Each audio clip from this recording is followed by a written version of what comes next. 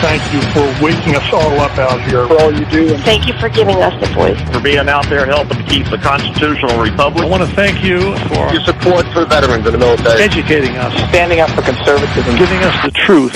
Daybreak with Drew Steele. All right, we await our phone call. Typically, Thursdays are our visit with Congressman Byron Donalds. He's busy, so sometimes we get in a little late. So we're just waiting for his phone call. Jake, you just let me know when that call comes in, because a lot of things we want to discuss, including some of the sworn testimony and details about how Joe Biden knew about, participated in, enabled his family's corrupt influence peddling schemes. You know, that's something that has popped up recently in the Judiciary Committee and the impeachment inquiry interviews, and also maybe get into some of what has been happening lately that we're hearing more and more about, which has been, it's really getting to the point now where, you know, how many times do we have to hear about and see, witness for ourselves some of the unbelievable things that are happening with regard to our issues with illegals and crossing the border, and then you have migrant influencers. I didn't know that was a thing. Migrant influencers, like somebody who's going to be on social media to go on and explain to people how to squat in people's houses and the like, and then all the stories that we're constantly hearing too about just the horrific things that are being done, avoidable crimes that we continuously hear about. Here he is. All right, Congressman Byron Donalds is joining us on Daybreak, 92.5 Fox News. First of all, good morning. How are you? Doing good, Drew. Good. How you doing? I'm well. I was just talking about how, last hour we were talking about squatters, and we were talking about the governor signing a bill along with the legislature to help officers to be able to do more, and the state to do more when it comes to property owners and law enforcement to remove squatters, and then the migrant influencer. I didn't know that was a thing. I know you probably have seen that video a time or two. This guy who I guess has been going on to social media and explaining to illegals how to squat in people's homes and where to go. By the way, I think this guy's on the run now, so they're like looking for this guy, which is interesting because if you're a migrant influencer, then that would assume that you have an audience. So how are these illegals getting an audience? Like, they all have cell phones? Like, they're on social media? How are they paying? Like, that's a whole other subject. But then the big question is, of course, what's happening with illegals, and not just what we have along the southern border, but the crime that we're hearing more and more about each and every day. Some horrific story comes up. And, you know, I wanted you to talk a little bit about that, but I also wanted to talk really about what solutions are out there that people don't hear enough about, like HR 2. Like, they don't know the details. They don't know why it would help. So maybe we back up and we talk about some of what you've been hearing with all these issues with these illegals and the crime ticking up. Well, I mean, look, Drew, this is really a tragedy. It's a travesty. It's a tragedy. This doesn't make any sense. Shouldn't happen. We all know that. This is what Joe Biden wants, and this is what the radicals in his administration want. And look, Speaker Johnson is doing the best job he can, but where he and I disagreed is that we should not have funded this government if the border was going to remain open. We just shouldn't have. I mean, that's like paying a reporter that doesn't write articles. You know, like your job. I told a reporter 2 weeks ago. They were like, "Well, you know, but the government." I said, "The government's first job is to secure the country. That's the first job of the federal government. So if it doesn't do its first job, should it get paid?" And the reporter just looks at me, and I go, "Your job is to write articles, right?" They go, "Yeah." I said, "If you don't write articles, do you get paid?" They were like, "No." I said, "Exactly. It's the same principle." That being said, what's happening with all these illegals in the country is you have hospital systems that are being overwhelmed. You have school districts that are overwhelmed because you have illegal immigrant children who have little to no schooling. They're now in the country. Typically, they're in our poorer school zone schools. So what happens to the other poor kids in those districts that need resources? They don't get them. because the districts are having to bring in Spanish speakers or native or other language speakers to talk to those kids to help catch those kids up. It's not just kids from South America, 180 different countries. Yeah. You get kids from all over the place. So you have that going on. You see everybody knows what's happening in New York. That's insane. But you have the parks being taken away. You have recreational centers being taken away. You have food money that's being diverted to illegal immigrants. It's overwhelming the systems. It's a complete disaster. So people say, well, what's the solution? I go back to what I said at the beginning. In my view, we shouldn't even have funded this government. That's the number one reason I voted no. We should have got no money into the federal government at all until Joe Biden reversed course. Yeah. And we could have done that because H.R. 2 is the only bill that's actually passed a chamber of Congress. The Senate didn't pass a bill. Their bill fell apart. The White House has no solution. Let me tell you this, Drew. Mm-hmm. The White House says they had a border security and immigration solution that they authored when Joe Biden became president. And that's true. But who was the Speaker of the House? It was Nancy Pelosi. Who was the majority leader? It was Chuck Schumer. If that bill was so good, how come Nancy Pelosi and Chuck Schumer didn't ram it through Congress? They did everything else. Right. They didn't put that through Congress. So the Democrats don't have any solution. The only thing they want are open borders. So H.R. 2 would have ended catch and release. It would have actually put legal parameters upon how you actually can separate quote-unquote families, because the drug cartels are doing that on purpose. They put adults with children who are not the parents of these kids. Yeah. They do it on purpose because they know we don't check. And they know that we get so caught up in politics that it allows all these kids to be used as pawns. Yeah. It would have put in Remain in Mexico. It would have finished the border wall. It would have done so many of these things. It would have expanded detention. So if people come across the border, you would have an expanded detention apparatus so people could get truly vetted before either they're released into the United States or they're sent back to the country from which they came. It would have put in something called third-party status, third country status. So what it would have said was, if you're applying for asylum and you can't in your country, you can apply in the next closest country, but you can't come to the United States and apply. So let's say you're a Chinese migrant seeking asylum.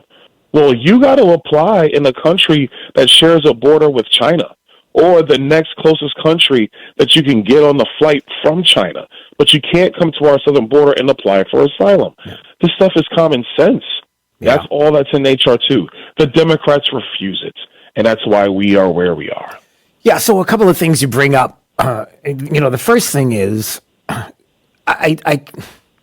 people communicate with me how they have such a hard time understanding that, look, you make sense. Everybody knows what's happening. And when you have the approval of this $1.2 trillion package, and I don't care what little things that were in there that's like, well, look, part of the package was no raising of the LGBTQ flag on government properties. Okay, what about everything else? Like, you don't give me these little nuggets that I'm supposed to love. It's sort of like falling in love with RFK Jr. because he says one thing that I agree with, and then all of a sudden we find out, wait, he's a radical lefty? He's always been a radical lefty. Okay, so I digress. So getting back to this.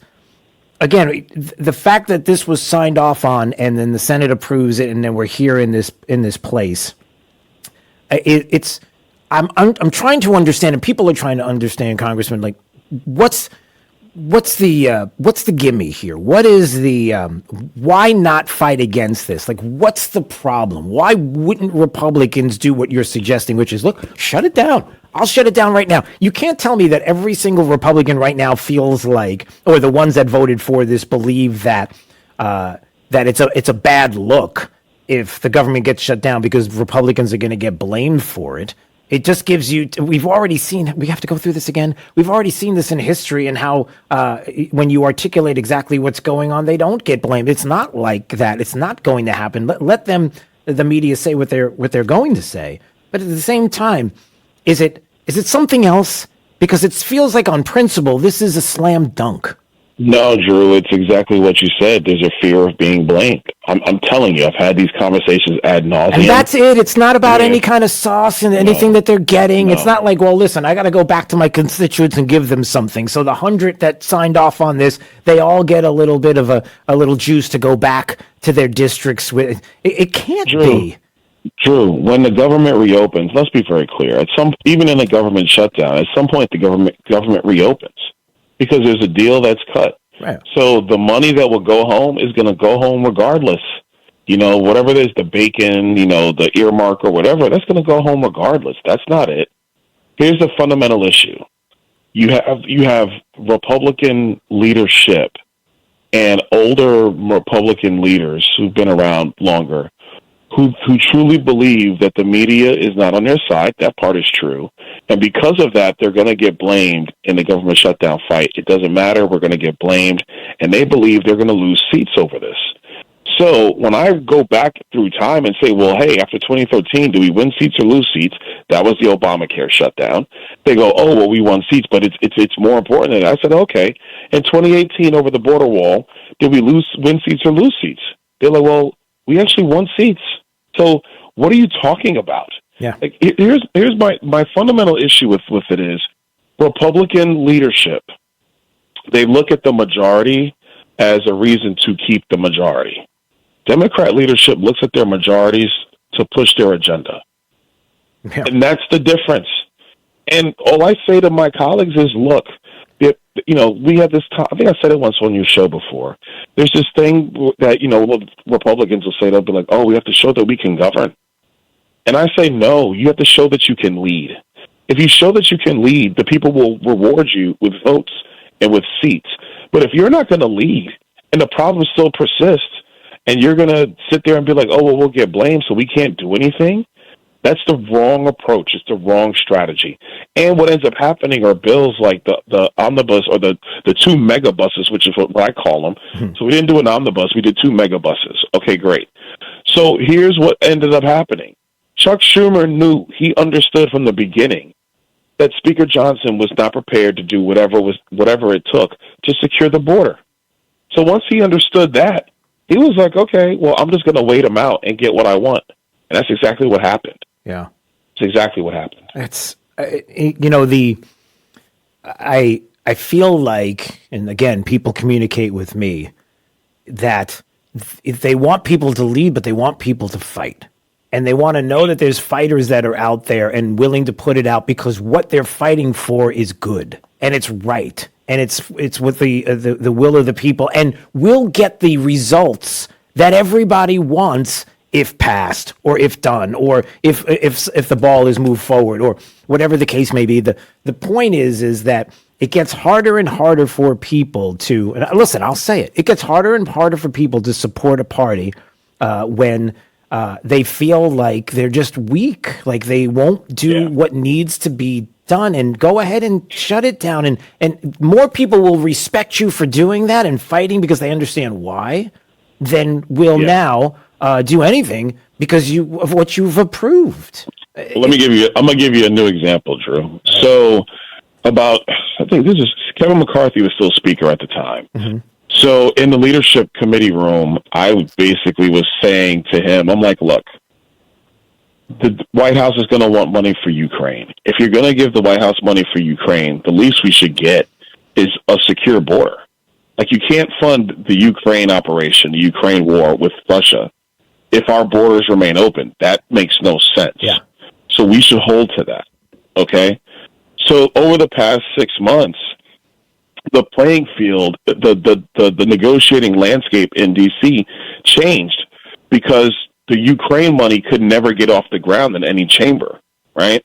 So then it was government spending. So I remember I told leadership, I said, guys, using Ukraine as a leverage point to secure the border is not the leverage point you think it is anymore. It's now federal spending. Well, so if you let federal spending go, you're just going to be left with Ukraine, and I'm not sure you can get as much as you can out of Ukraine. Anyway, so we know the spending bills are now passed and moved on. Right. Well, now the Ukraine supplemental is sitting right there. So now my question is, okay, they want Ukraine money. I want a secure border. What I'm being told now is, well, but tanks may roll into Kyiv. And if tanks roll into Kyiv and Kyiv falls, well, we don't want to be blamed for that. We can't have that on our watch. And I'm looking at my colleagues, and I'm like, but Joe Biden is the commander-in-chief, not the House of Representatives. The House of Representatives is very clear about how money is going to be delivered. If you want money for a thing, Joe Biden, you have to do certain things. There are certain conditions for you to get said money. Right. But already we're being told, yeah, but we're going to get blamed, and we can't have that on our watch. We don't want Russia to take over Ukraine. And I'm very clear. I don't want Russia to take over Ukraine either. I do not want that. But at the same time, I have a responsibility to the citizens I represent and to the United States of America. It is the commander-in-chief who has a responsibility to these same citizens. So why can't he actually do the thing that needs to be done? Why is it on us to basically give Joe Biden everything he wants for fear of being blamed or for fear of the optics of what happens if Ukraine doesn't get money? Yeah. This is the mindset that occupies Capitol Hill, and it comes from old guard members. It comes from staffers that are on the Hill. It comes from interest groups that are on the Hill. And so what ends up and this is the swamp that everybody hates.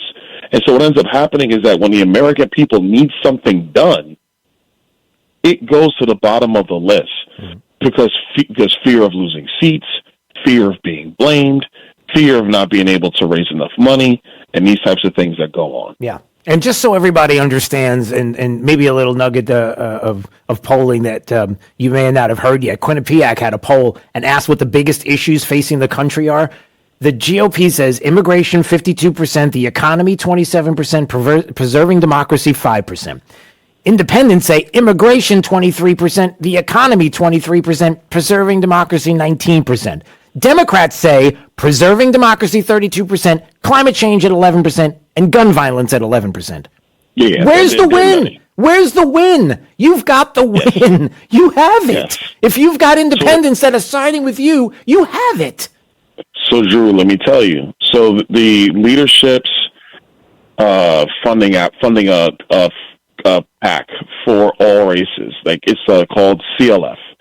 CLF brought a poll to leadership and to members, and it said that if you shut down the government in order to secure the border, independents favor that 38%, and they oppose it 58%. Okay? Yeah. And that poll is the poll that basically put us in the position where we are. Because the leadership was telling us, oh, but we're going to get blamed. See this poll. Ridiculous. So I asked the guy who runs CLF, I said, well, show me the crosstabs. I said it in front of like half the leadership. Show me the crosstabs. I never got them. Ridiculous. I said, show me the crosstabs of the poll. Unreal. How many times have you polled this? Right. Tell me, how many times have you polled it? Did you poll it once? Because if you polled it once, that's not scientific. Like, Drew, you know me. I worked in finance. We don't just take one snapshot and say, oh, that's everything. Like, if I was going to lend a company money, I don't just take 1 month of financials and say, oh, look, they could pay it off because look how well they did this month. No, we take 3 years of financials. And we look at it over a 3-year period, and we make a decision saying, well, look, their revenues are consistent. Their expenses seem somewhat consistent. Last 3 years show they can repay this. Yeah. That would tell me that you can repay it going forward. Right. If you're going to make a decision like this, you don't do it off of one poll. Yeah. You have to actually look at the issues and the angst in the country over time. And it was very clear that my view, I stand by it. If we had basically had a shutdown fight over securing the border, it would have put major pressure on Joe Biden, not on House Republicans. Yeah. All right. Well, we got to run. Music's going to pop in just a second. Congressman Byron Donald is joining us on Daybreak 92.5 Fox News. Happy opening day, by the way. Of course. Right. Absolutely. And who are you excited about? You excited about anybody in particular? We got 10 seconds. Baseball. Man, it's March Madness and the NBA playoffs. I'll worry about baseball in September. Okay. March Madness, your team, quick. Who is it? Oh, man, it's tough. It's a tough time. Oh, no, not enough time. We got to go. Sorry. I got to go. All right. See you later. Yeah. See you. Fox News headlines, plus Wink News traffic and weather. Appreciate what you do and getting the truth out. Coming up in less than 3 minutes on 92.5 Fox News. Right. All along.